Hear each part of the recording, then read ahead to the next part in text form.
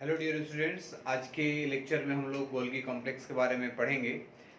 Before continuing the lecture मैं थोड़ा सा आपको ब्रीफ बता दूं कि अभी तक हमने क्या किया है। अभी हम लोग इंडोमेम्ब्रेन सिस्टम के बारे में पढ़ रहे हैं, जिसमें हमने लास्ट क्लास में इंडोप्लाज्मिक रेटिकुलम के बारे में पढ़ा था, जिसमें इंडोप्लाज्मिक रेटिकुलम के हम दो पार्ट भी डिस्कस किए थे, smooth endoplasmic reticulum and rough endoplasmic reticulum. And after that हमने ये भी देखा था कि कितने स्ट्रक्चर्स उसमें हैं। जैसे उसमें सिस्टर्नी प्रेजेंट था, वहाँ पे ट्यूब्यूल्स थे, वहाँ पे वेसिकल्स थे। तो इन सब चीज़ों के बाद हमने स्ट्रक्चर्स के बाद हमने उसके फंक्शंस भी देखे थे कि भाई रफ एंडोप्लाज्मिक रेटिकुलम क्या कर रहा है, स्मूथ एंडोप्लाज्मिक रेटिकुलम क्या कर रहा है, और अगर दोनों के फंक्शंस डिफरेंट हैं तो उसका रीजन क्या था। ठीक है। अब वेसिकल्स के पास भी हम लोग आए थे कि वेसिकल्स क्या जनरली फंक्शन कर सकता है, सिस्टर्नी क्या कर सकता है। तो इन सब चीजों के बाद आज जो लेक्चर स्टार्ट करने वाले हैं, जो हमारा टॉपिक है उसका नाम है गोल्गी कॉम्प्लेक्स। इस टॉपिक का जो नाम है वो है गोल्गी कॉम्प्लेक्स। ओके। और ये one of the very important member है इंडोमेम्ब्रेन सिस्टम का। मेंबर इन द सेंस एक सेल ऑर्गेनेल है, जिसमें इंडोमेम्ब्रेन सिस्टम में हमने कहा था कि भाई इंडोप्लाज्मिक रेटिकुलम आएगा, गोल्गी कॉम्प्लेक्स आएगा, लाइसोसोम्स आएंगे, वैक्यूल्स भी आएंगे। तो इन सब के बाद आगे की जो कहानी आएगी वो कैसी होगी, हम लोग उसको डिटेल में देखेंगे कि इसको हम इंडोप्लाज्मिक रेटिकुलम से हम कैसे रिलेट कर सकते हैं गोल्गी कॉम्प्लेक्स को। ये सब कुछ जो सवाल आप सोचेंगे, आप जितना सवाल सोचेंगे उतना ही ज्यादा आपका कॉन्सेप्ट क्लियर होगा। तो बिफोर स्टार्टिंग इन डिटेल, हम लोग जो इसका एक इंट्रोडक्टरी पार्ट है, जो इंट्रोडक्शन है, वो हम देख लेते हैं कि भाई कौन से साइंटिस्ट ने हमें ये बताया कि भाई ये गोल्गी कॉम्प्लेक्स है, उन्होंने क्या टेक्निक यूज किया उसके लिए, कौन से सेल में उन्होंने बताया, क्या ये प्रेजेंट किसके केस में होगा, प्रोकैरियोट्स में होगा, यूकैरियोट्स में होगा, तो क्या ये सारे यूकैरियोट्स में प्रेजेंट होंगे या कहीं ये एब्सेंट हो सकते हैं। तो इन सारे सवालों के जवाब आपको तभी मिलेंगे जब आप सवाल करेंगे। तो मेरा आप बच्चों से रिक्वेस्ट है कि आप अपने आप से एक सवाल करने की कोशिश कीजिए। आप जितना क्वेश्चन करेंगे खुद से, उतना ही आपकी क्यूरियोसिटी बढ़ेगी, एग्रेसिवनेस बढ़ेगा। उस क्वेश्चन को लेकर के, लड़ाई झगड़ा को लेकर नहीं एग्रेसिव होना है, उस क्वेश्चन को लेकर के आप एग्रेसिव होंगे, और जब आप एग्रेसिव होंगे तो आप उस आंसर की तरफ बढ़ेंगे, कोशिश करेंगे ढूंढने की, और अगर नहीं मिलता है तो आप कमेंट बॉक्स में आप हमें रिप्लाई करेंगे, मैं आपको उसका आंसर प्रोवाइड करूंगा। ठीक है। अगर उसके लिए अलग से वीडियो बनाना पड़ेगा तो वो भी मैं आपको बताऊंगा। तो स्टार्ट करते हैं गोल्गी कॉम्प्लेक्स के बारे में। सबसे पहले जो मैं बता दूं आपको कि ये जो गोल्गी कॉम्प्लेक्स है, it is also called as Golgi buddies. It is also called as Golgi buddies as well. In short, आप इसे GC भी कह सकते हैं, and it can be also abbreviated as GB. Okay. Now, who is the scientist who firstly recognized the Golgi complex? So firstly it was firstly recognized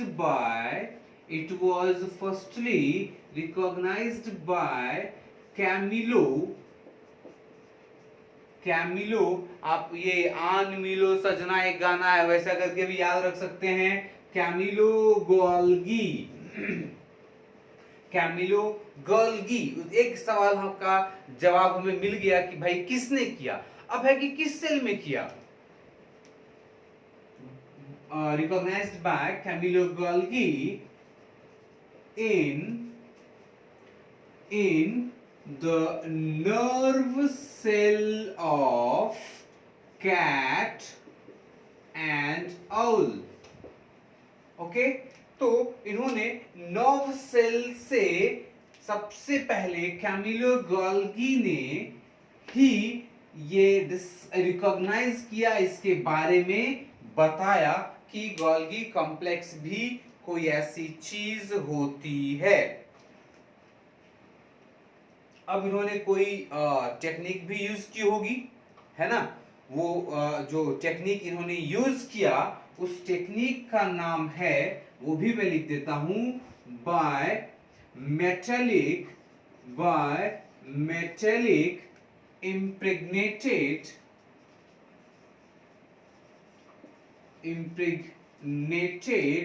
technique. ठीक है, इन्होंने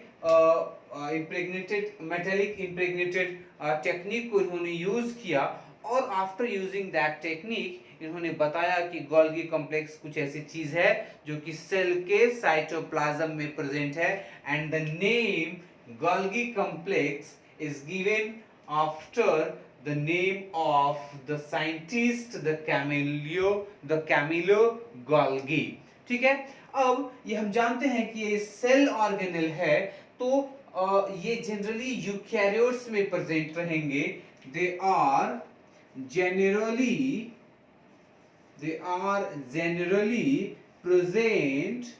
generally present in case of eukaryotes, but absent in case of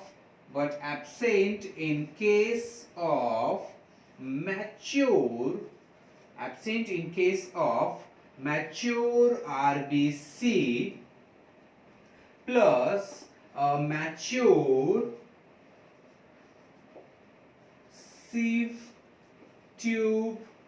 mature sieve tube cells of plant sperm cell etc। इन सब sales में और भी कई sales हैं जहां पे ये जो गोल्गी कॉम्प्लेक्स है ये एब्सेंट होता है। They are also the eukaryotic cell, but in this kind of cells the Golgi complex is not present. यहाँ पे गोल्गी कॉम्प्लेक्स एब्सेंट रहता है। तो यहाँ पे आप थोड़ा सा फोकस करने की कोशिश करेंगे और इसे आप ध्यान में रखेंगे। The next very important term, it is called as dictyosomes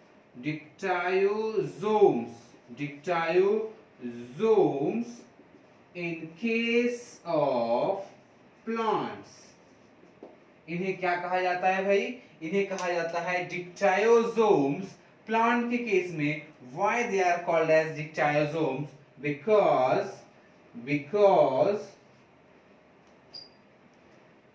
because the cisternae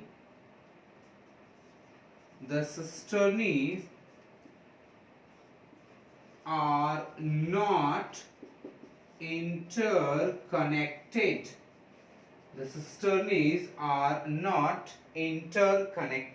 ये आपस में जो इनकी सिस्टर्नी होती है प्लांट के केस में वो इंटरकनेक्टेड नहीं होती है, जिसकी वजह से इसे डिक्टायोसोम्स भी कहा जाता है। ओके, नाउ अब मान लीजिए कि जैसे ये एक सेल मैं बना रहा हूं, ठीक है, तो ये सेल है, तो ये suppose that this is what the nucleus, और अगर ये न्यूक्लियस है तो यहाँ पे हम मानते हैं कि जो प्लाज्मिक रेटिकुलम है, यहाँ पे हम गोल्गी बॉडीज को मानते हैं। तो क्या ये गोल्गी बॉडीज कहीं भी प्रेजेंट रहेंगे? ये गोल्गी बॉडीज कहीं भी प्रेजेंट होंगे? जी नहीं। यहाँ पे आप ये ध्यान दीजिएगा, गोल्गी कॉम्प्लेक्स और Golgi bodies is present in the zone of exclusion। कहां प्रेजेंट होंगे? In the zone of exclusion of cytoplasm। Now what is that zone of exclusion? इसे क्या कहते हैं? किस जोन को हम कहेंगे? वैसा जोन, जैसे मान लीजिए कि ये जो सारे साइटोप्लाज्म हैं, तो साइटोप्लाज्म के अंदर सेल ऑर्गेनेल्स प्रेजेंट हैं। तो ये जो सेल ऑर्गेनेल्स हैं, तो तो किसी किसी पार्ट में कहीं कहीं सेल ऑर्गेनल्स प्रेजेंट नहीं होते हैं, और जहां पे सेल ऑर्गेनल प्रेजेंट नहीं होगा, जहां पे सेल ऑर्गेनल प्रेजेंट नहीं होगा, उनके केस में वहां पे गोल्गी कॉम्प्लेक्स प्रेजेंट होगा। मतलब जोन ऑफ एक्सक्लूजन एक ऐसा जोन है जहां पे there is no presence of no cell organelle is present, जहां पे सेल ऑर्गेनल्स प्रेजेंट नहीं रहेंगे, उसको हम क्या कहेंगे, जोन ऑफ एक्सक्लूजन कहेंगे। हाँ तो बच्चों अभी तक हमने क्या क्या पढ़ा, हमने पढ़ा कि इसका एक अल्टरनेट नेम भी है जिसे हम गोल्गी बडीज भी कहते हैं, कहीं कहीं बुक में इसे गोल्गी apparatus भी कहा जाता है। ये सबसे पहले रिकॉग्नाइज किया गया था कैमिलो गोल्गी के through in the nerve cell of cat and earl by the technique called as metallic impregnated technique, by the technique called as metallic impregnated technique. They are generally present in case of eukaryotes but may absent, generally absent in case of mature RBC, the mature sieve tube cells and the sperm cell, sperm cell के case में भी ये absent रहेगा। उसके बाद plant के case में इसे हम डिक्टायोजोम्स कहते हैं, क्योंकि जो सीव ट्यूब एलिमेंट्स होते हैं they are not not sieve tube, the cisternes are not interconnected, that's why they are called as dictyosomes. Further, this particular Golgi complex and Golgi bodies is present in the zone of exclusion. It is present in the zone of exclusion,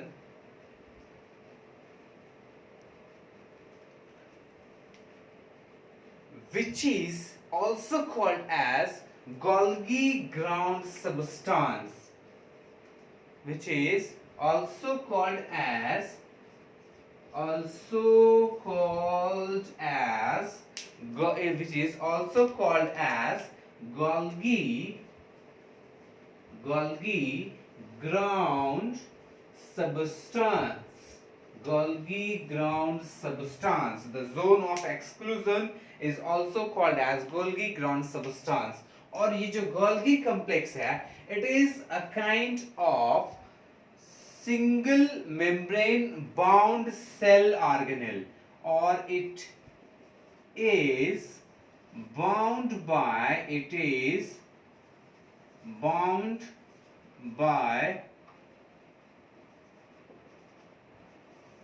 single membrane, एक single membrane से ये बना होता है, और इसके पास भी कुछ स्ट्रक्चर्स प्रेजेंट होते हैं, और वो स्ट्रक्चर्स जो होते हैं लाइक सिस्टर्नी होगा, लाइक ट्यूब्यूल्स होगा, लाइक वेसिकल्स होंगे, लाइक वैक्यूल्स होंगे, इसे गोल्गी वैक्यूल्स भी कहा जाता है। अब इस चैप्टर में आगे हम पढ़ेंगे, जैसा हमने लास्ट चैप्टर में लास्ट टॉपिक में हमने देखा था कि ये जो गोल्गी बडीज है वो इंडो मेम्ब्रेन सिस्टम का एक सदस्य है, और उससे पहले इंडोप्लाज्मिक रेटिकुलम जो सेल ऑर्गेनल है वहां पे वो प्रोटीन के फॉर्मेशन करता है, और प्रोटीन के फॉर्मेशन करने के बाद ये गोल्गी कॉम्प्लेक्स जो है ये पैकेजिंग का काम करता है, ये प्रोटीन के मॉडिफिकेशन का काम करता है। तो वो किस तरह से करता है, क्या उनका मैकेनिज्म है, क्या हम ये कह सकते हैं कि ये जो गोल्गी कॉम्प्लेक्स है ये शायद इंडोप्लाज्मिक रेटिकुलम से बाहर आया हो, या फिर उन दोनों में कोई संबंध है, क्योंकि सिस्टर्नी हम यहाँ भी देख रहे हैं, सिस्टर्नी स्ट्रक्चर हम इंडोप्लाज्मिक रेटिकुलम में भी देखे थे, ट्यूब्यूल्स हम यहाँ भी देख रहे हैं और इंडोप्लाज्मिक रेटिकुलम में था, वेसिकल्स यहाँ भी है और इंडोप्लाज्मिक रेटिकुलम में है। तो ये एक कॉमन चीजें हैं जिससे आप बच्चे कंफ्यूज हो सकते हैं, तो कंफ्यूज होने की जरूरत नहीं है, मैं उसको एक बेटर वे में कोशिश करूंगा कि आपको सारी चीजों को बेटर वे में आप तक पहुंचा सकूं। ओके,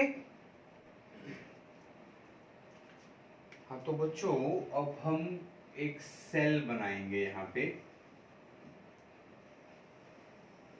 जैसे मान लीजिए ये एक सेल है और इस सेल के अंदर यहाँ पे मैं एक न्यूक्लियस बनाता हूँ और इस न्यूक्लियस से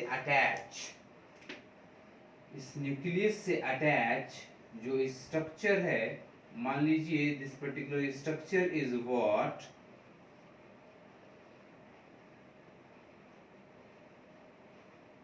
this structure is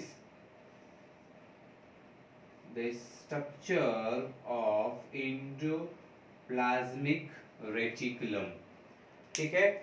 और इस एंडोप्लाज्मिक रेटिकुलम के अंदर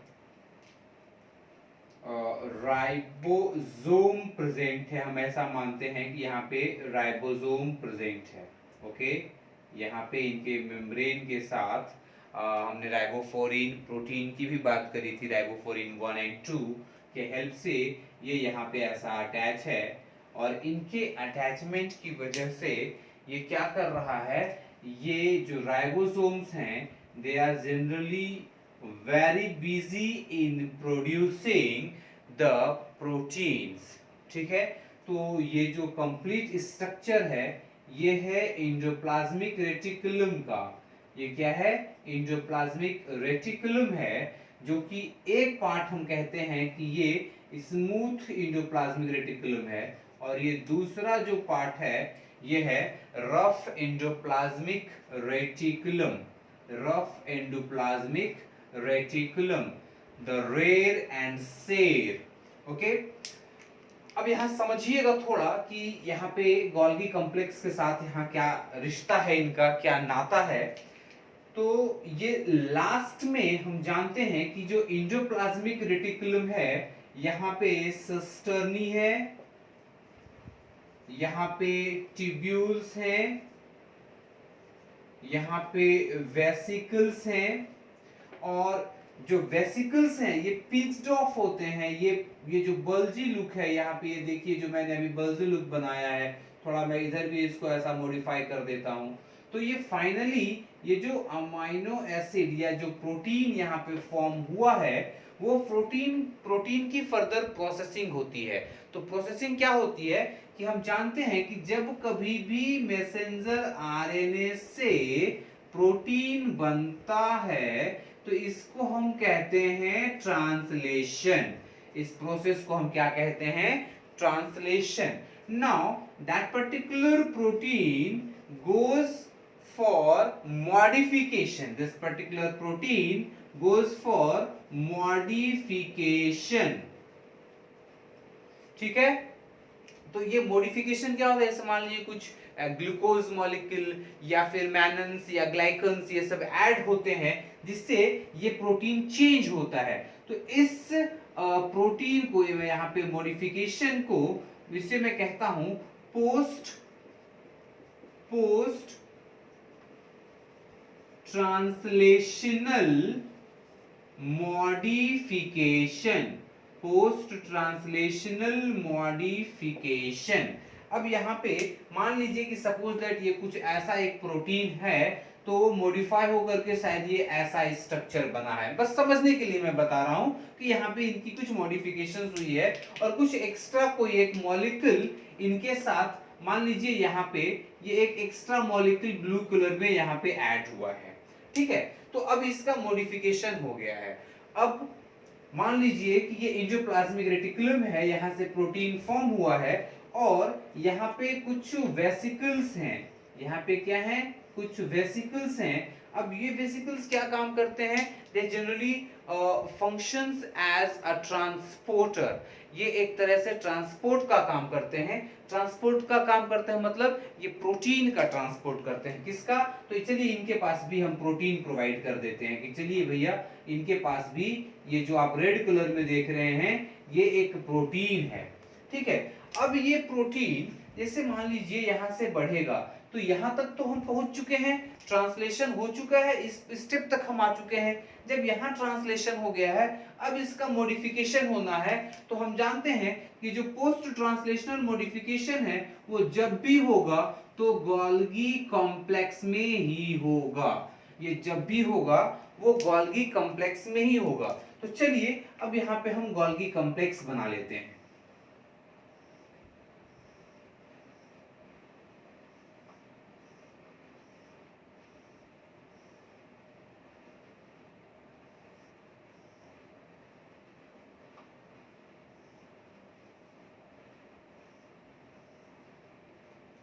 ठीक है।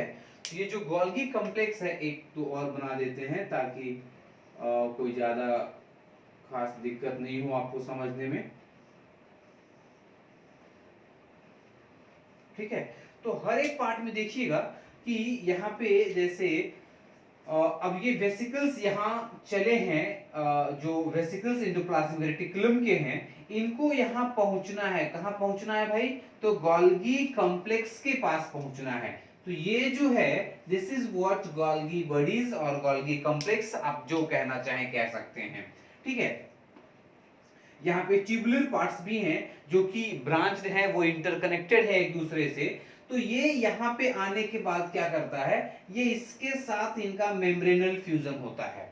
किसका फ्यूजन होता है? The vesicles coming from the endoplasmic reticulum gets fused with the membranes of the cisternae of Golgi bodies. Golgi bodies के सिस्टर्नी के मेम्ब्रेन से ये जो वेसिकल्स हैं, these are what? These are the vesicles. These are the vesicles. तो ये जो vesicles हैं, जो यहाँ पे हमने आपको बताया है कि ये तीनों स्ट्रक्चर हैं एंडोप्लाज्मिक रेटिकुलम के, तो ये जो वेसिकल्स हैं ये आगे बढ़ते हैं इनके पास गोल्गी कॉम्प्लेक्स के लिए कि भाई हमने यहाँ पे एंडोप्लाज्मिक रेटिकुलम ने प्रोटीन का फॉर्मेशन कर दिया है, अब आपका काम है कि आप इसे मॉडिफाई कीजिए। तो अब ये कैसा सीधे ऐसा फेंक के तो नहीं दे देगा कि भैया चलिए मैंने फेंक दिया और आप उसको कैच कर लो, अपना काम कर लो। यहाँ पे वैसी कोई काम हो नहीं सकती है। तो ये क्या करता है, एकदम पद्धति से आके ये वेसिकल्स इसके साथ फ्यूज करता है, और जब फ्यूज करेगा तो ये अपने कंटेंट को जिसके पास ये प्रोटीनल पार्ट प्रेजेंट है, फ्यूज करने के बाद ये प्रोटीन को यहाँ ड्रॉप कर देगा, इस प्रोटीन को यहाँ ड्रॉप कर देगा, और धीरे धीरे एक और वेसिकल्स, मान लीजिए यहाँ पे एक और वेसिकल्स आकर के ज्वाइन हुआ है, दो वेसिकल्स ज्वाइन हो चुके हैं, और ये दोनों वेसिकल्स गोल्गी बॉडीज के सिस्टर्नी के मेम्ब्रेन से आके फ्यूज भी हो चुके हैं। अब जैसे ही इन्होंने अपने कंटेंट को गोल्गी कॉम्प्लेक्स में ड्रॉप किया, दे अगेन गो बैक। वो क्या करेंगे, वो यहां से मूव हो जाएंगे। ये पूरा जो एरिया है फिर से ये ऐसा पैक हुआ, और ये जो वेसिकल्स हैं, मान लीजिए कि अब ये वेसिकल्स इधर आगे बढ़ चुके हैं, वेसिकल्स यहाँ पे माइग्रेट हो गए। सेम यहाँ से भी ये जो प्रोटीन है वो इधर अंदर ड्रॉप कर दिया जाएगा, और फिर से ये वेसिकल्स आगे after dropping the content, the protein content, it again migrates towards the endoplasmic reticulum for getting the further proteins which is formed by the rough endoplasmic reticulum region। वहां से जो फॉर्म होगा वहां से फिर से उसको गेन करने के लिए, उनको लाने के लिए, गोल्गी कॉम्प्लेक्स तक पहुंचाने के लिए ये फिर से रेडी हो जाएगा। तो जब ये रेडी हुआ है, समझिएगा, अब यहां से ये जो प्रोटीन है मॉडिफाई करेगा, इस प्रोटीन की मॉडिफिकेशन होगी, मतलब ये पोस्ट ट्रांसलेशनल मॉडिफिकेशन है। पोस्ट मतलब बाद में, ट्रांसलेशन के बाद की ये मैकेनिज्म है जहां पे ये प्रोसेस हो रहा है, और ये जो काम जो कंप्लीटली जो किया जा रहा है रिजल्टेंट, एज अ रिजल्टेंट, वो गोल्गी कॉम्प्लेक्स का है। तो गोल्गी कॉम्प्लेक्स में हम कौन कौन से स्ट्रक्चर को जानेंगे? हम यहाँ पे जानेंगे इनके पास सिस्टर्नी के बारे में, हम इनके पास जानेंगे ट्यूब्यूल्स के बारे में, हम इनके पास जानेंगे वेसिकल्स के बारे में, हम इनके पास जानेंगे वैक्यूल्स के बारे में। तो इस वैक्यूल को गोल्गी वैक्यूल्स भी कहते हैं। This particular vacuole is also called as Golgi vacuole. So these are the various structures present under the Golgi bodies. ठीक है, अब इतना ही नहीं, इस Golgi bodies में यहाँ पे हम दो सिस्टर्नी में दो फेस जानते हैं, इस Golgi कॉम्प्लेक्स में दो फेस जानते हैं, जिसे कहा जाता है cis face, and the second one is what called as trans face. The one is called as cis phase and the another one is called as trans phase। तो ये cis और trans क्या है ये समझिएगा। यहाँ पे जो गोल्गी कॉम्प्लेक्स के सिस्टर्नी से जो वेसिकल्स आके अटैच हुए थे, तो the cis phase cis face क्या है मैं आपको जरा सा ये बता देता हूं कि it is present towards nucleus. It is present towards nucleus. It is also called as convex face. It is also called as convex face or the forming face. समझिएगा, पहले मैं लिख देता हूं फिर मैं उधर वापस आता हूं। दूसरा हमने क्या देखा कि भाई इनके पास एक ट्रांस फेस भी प्रेजेंट है। सिस का मतलब ही होता है एक तरफ, सेम, टुवर्ड्स, और ट्रांस का मतलब होता है अवे। सिस का मतलब टुवर्ड्स, ट्रांस का मतलब अवे। तो इसको हम कह सकते हैं away from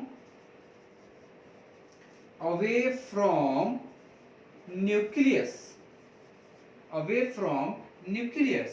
It is also called as concave face or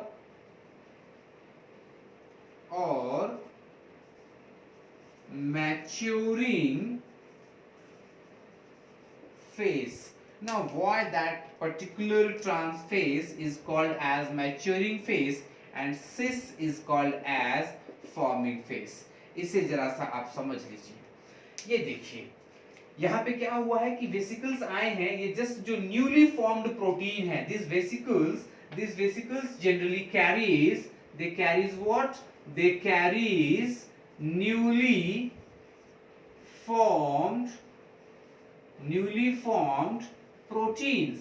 They carries what? They carries newly formed protein.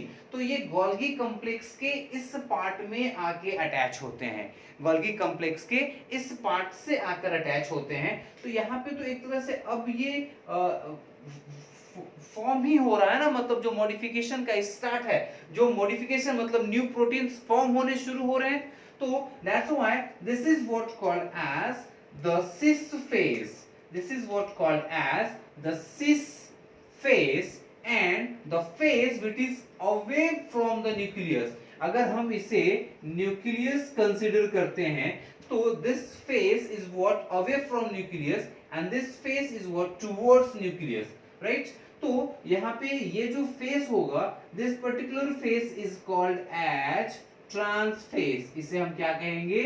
This is what called as trans phase or maturing phase or concave phase, and this particular cis phase is called as convex phase or cis phase or the forming phase. अब क्या होता है, ये धीरे धीरे आने के बाद यहाँ पे एक वेसिकल्स जो आपको बल्जी लुक थोड़ा यहाँ दिख रहा है, ये एक तरह से फ्लैट होता है, सैक लाइक स्ट्रक्चर होता है, सिस्टर्नी। तो ये जो बल्जी लुक आपको दिख रहा है, ये क्या करता है, यहाँ पे फिर से मान लीजिए ये ऐसा वेसिकल्स बना है जिसके पास प्रोटीन्स यहाँ प्रेजेंट हैं, ठीक है। तो ये फर्दर इससे आकर के फिर अटैच होगा, कुछ प्रोसेसेस यहाँ होंगे। फिर ये दूसरा है, इनके पास भी कुछ प्रोटीन्स प्रेजेंट हैं, तो ये फिर इससे अटैच होगा।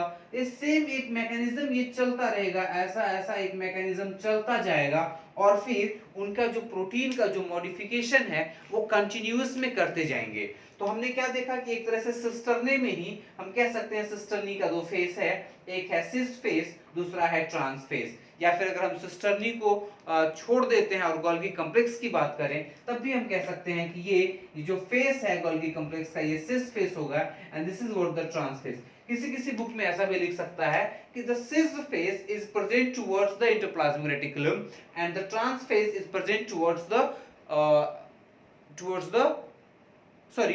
trans phase is present away from the endoplasmic reticulum। तो कोई बात नहीं, यहाँ पे आप एंडोप्लाज्मिक रेटिकुलम को कंसीडर करें या न्यूक्लियस को कंसीडर करें, कोई दिक्कत नहीं है। लेकिन जो मेन सही कॉन्सेप्ट है वो न्यूक्लियस को लेकर के इनकी बात होती है कि न्यूक्लियस के तरफ जो फेस है उसे सिस फेस कहेंगे और जो न्यूक्लियस से अवे है, जो दूर है, उसे हम ट्रांस फेस कहेंगे गोल्गी बॉडीज में, ठीक है।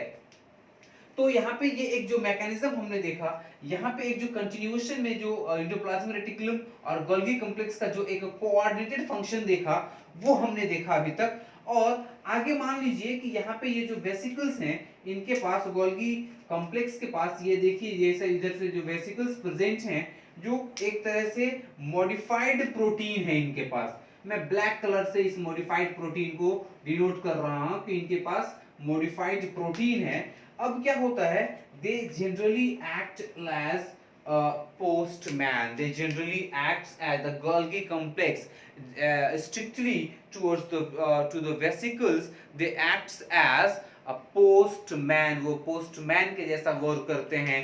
तो वो क्या करते हैं, जैसे सपोज दैट कि अब हम यहाँ कहते हैं कि भाई ये माइटोकॉन्ड्रिया है, तो अब ये जो प्रोटीन है, इस प्रोटीन को माइटोकॉन्ड्रिया तक पहुंचाना है। या फिर हम कहेंगे कि बाकी अदर जो सेल ऑर्गेनल्स हैं वहां पे प्रोटीन को जाना है, या कहीं कुछ मेम्ब्रेन्स के पास प्रोटीन की रिक्वायरमेंट है, या फिर किसी और स्ट्रक्चर जैसे प्लास्टिड्स हैं उनको प्रोटीन की रिक्वायरमेंट है। Suppose there some extra proteins की अगर उनकी रिक्वायरमेंट है, तो ये क्या करेगा कि यहां से माइटोकॉन्ड्रिया तक जाएगा। तो माइटोकॉन्ड्रिया के लिए इनके पास एक सिग्नल होता है, इस सिग्नल को यूज करके ये माइटोकॉन्ड्रिया तक पहुंच जाएंगे। अगर इनको न्यूक्लियस तक जाना है तो न्यूक्लियस को ये प्रोटीन जाकर के पहुंचाएंगे। अगर मान लीजिए यहाँ पे प्लास्टिड है, suppose that here is what the plastid, अगर प्लास्टिड को इनको ये प्रोटीन देना है तो ये सीधे प्लास्टिड की तरफ ही जाएंगे और प्लास्टिड को ही वो डिलीवर करेंगे। मतलब they generally acts as a postman और द कैरियर और अ ट्रांसपोर्ट व्हीकल, और you can also say it as cargo. ये एज अ कार्गो फंक्शन करते हैं। जो वेसिकल्स प्रेजेंट होते हैं गोल्गी बॉडीज के साथ, वो एज अ कार्गो फंक्शन करते हैं। और इनका जो मेन फंक्शन होता है गोल्गी बॉडीज का, the main function of the Golgi bodies are the modification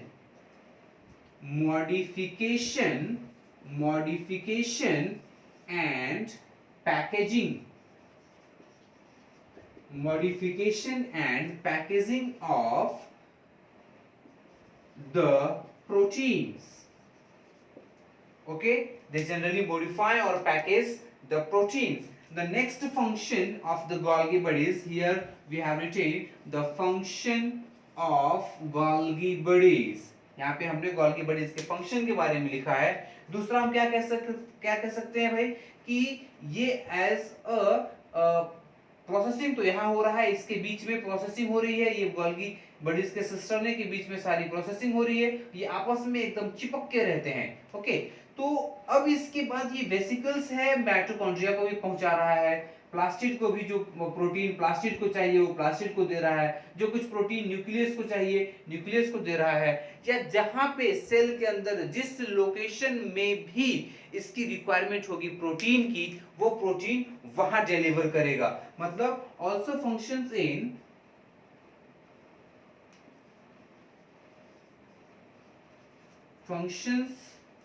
in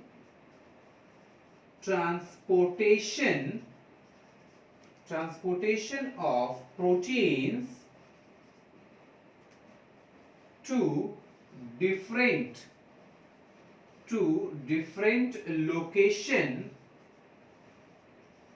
of this cell के डिफरेंट लोकेशन में प्रोटीन्स को माइग्रेट करता है, मोबिलिटी प्रोवाइड करता है ये vesicles. And the Golgi vacuoles they generally store the proteins for a temporary time, temporary हॉल्टेज वहां पे प्रोटीन का होता है। और यहाँ पे आप देख सकते हैं पूरा कंप्लीटली समझ गए हैं कि एंडोप्लाज्मिक रेटिकुलम ने प्रोटीन बनाया। ये वेसिकल्स जो हैं एंडोप्लाज्मिक रेटिकुलम के, जो इससे ट्यूब्यूल से अलग होकर के आए हैं, वो प्रोटीन डिलीवर करते हैं सिस्टर्नी ऑफ गोल्गी बॉडीज में। यहाँ पे पोस्ट ट्रांसलेशनल मॉडिफिकेशंस होते हैं, फिर ये वेसिकल्स डिफरेंट लोकेशंस में प्रोटीन को माइग्रेट कर देते हैं। तो यहाँ पे हम ये कह सकते हैं कि now we are very clear that the endoplasmic reticulum and Golgi bodies, they generally functions in a coordinated way, जो अभी हम इंडो मेम्ब्रेन सिस्टम में हमने पहले लेक्चर में पढ़ा था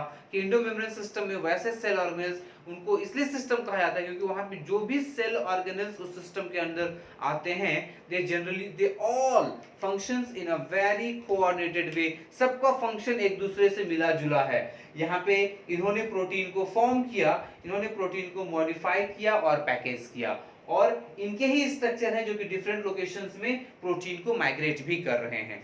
ठीक है, no students, I write here especially vesicles, tubules and cisterns, these are very related with the endoplasmic reticulum। और गोल्गी वैक्यूल्स जो हैं मैं यहाँ पे लिख देता हूँ,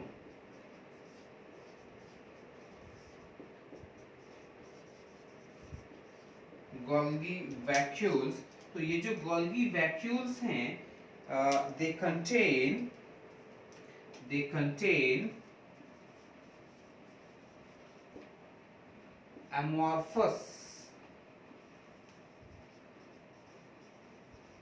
amorphous or granular substances, and in somehow conditions they also act as, or they may also develop into the lysosome, acts as lysosomes। या फिर हम कह सकते हैं कि ये जो गोल्गी वैक्यूल्स है बाद में ये लाइसोसोम के जैसा भी बिहेव कर सकता है। लाइसोसोम के जैसा बिहेव कर रहा है मतलब इनडायरेक्टली हम यही कहना चाह रहे हैं कि ये इसके फॉर्मेशंस हुए कहां से, ये गोल्गी वैक्यूल्स फॉर्म हुए कहां से।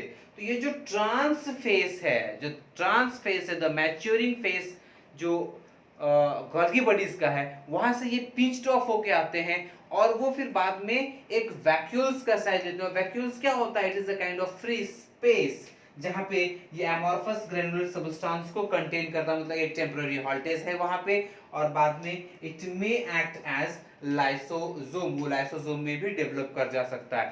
सो this is a very detailed study or concept about the Golgi bodies, and we have also discussed the relation of Golgi bodies with the endoplasmic reticulum। जब आप दोनों को मिला करके स्टडी करेंगे तो ये काफी इजी हो जाएगा आपके लिए, और इसके सारे क्वेश्चंस भी आप कर पाएंगे, एक क्वेश्चन भी नहीं छूटेगा। बहुत आसान है, कुछ नहीं है, इसने बनाया, ये पैकेज किया और इसी ने as a postman complete cell के अंदर जहां पे जिस तरह की रिक्वायरमेंट है उसको उसने पहुंचा दिया। तो आई होप कि मैं काफी सक्षम हूं और काफी बेटर वे में मैंने आपको गोल्गी कॉम्प्लेक्स एक्सप्लेन कर दिया है। और अगर आपको कोई दिक्कत हो तो आप वहां पे कमेंट बॉक्स में मेंशन भी कर सकते हैं, और उस पे अगर कोई आपके मन में कुछ सवाल आता है, कुछ आपको ऐसा सोच आती है, उस सोच को भी आप वहां पे रख सकते हैं। अगर आपके कॉन्सेप्ट को या आपके डाउट को क्लियर करने के लिए अलग से कोई वीडियो बनाना पड़ेगा तो वो भी हम आपको पूरा फेवर करेंगे। इस लॉकडाउन में आपको जितनी ज्यादा बेहतर ढंग से हम आपको फैसिलिटी प्रोवाइड कर सकें हम आपको करने की कोशिश करेंगे, और आप बच्चों को पूरा सहयोग रहेगा हमारे तरफ से। ठीक है, बस आपसे यही उम्मीद है कि आप अच्छे से पढ़ते रहिए और इस लॉकडाउन को जितना ज्यादा से ज्यादा हो सके आप यूज करते रहिए। Thank you very much.